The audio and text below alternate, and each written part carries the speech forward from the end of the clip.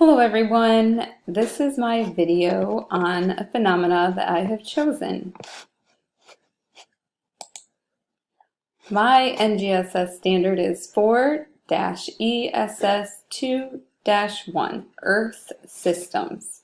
Students who demonstrate understanding can make observations and/or measurements to provide evidence of the effects of weathering or the rate of erosion by water, ice, wind, or vegetation. The science and engineering practice, planning and carrying out investigations, makes observations and/or measurements to produce data to serve as the basis for evidence for an explanation of a phenomenon.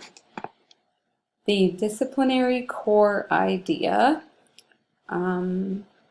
is ESS2.A, Earth Materials and Systems, or ESS2.E, Biology, which would be living things affect the physical characteristics of the regions. And the cross-cutting concept is cause and effect. Now I'm going to show pictures, and while I'm showing them, I want everyone to think about what they all have in common. How are they formed? I want you to write in your journals what you think these pictures all have in common.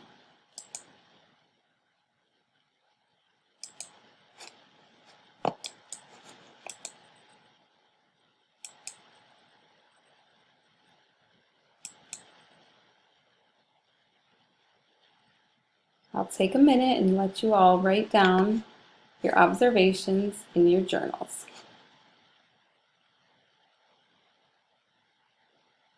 And while you're doing that, think about, why do rivers curve? What causes this to happen? What causes them to change shape over time? What makes them get wider as time goes on? And besides water, what else can cause this to happen?